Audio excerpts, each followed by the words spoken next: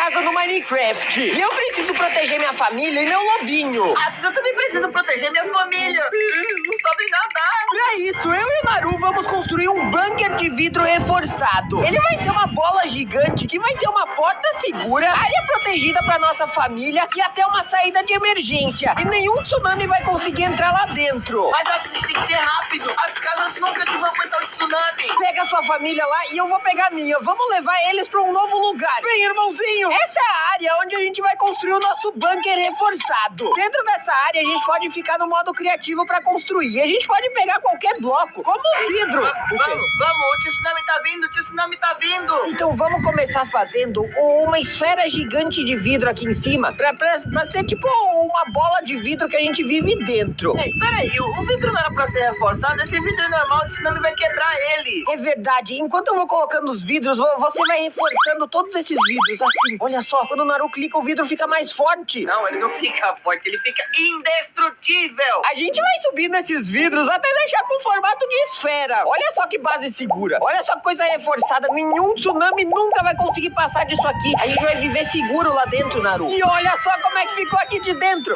Agora não tem como a água entrar aqui dentro. Não tem, a gente tá seguro, Naru. Agora sim, agora sim. Mas a gente tem que botar ainda uma porta. É, porque se a gente quiser comida, se a gente quiser recursos pra sobreviver, a gente nem tem um jeito de sair pro lado de fora. Então a gente...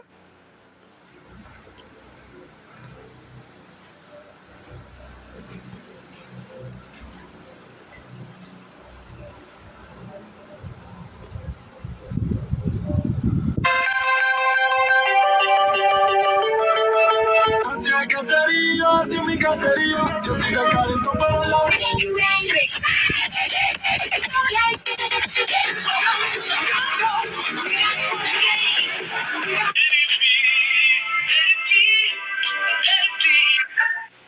Proba Didi y pone tu precio. La nueva opción de Didi en donde vos decidís el mejor precio. Nah.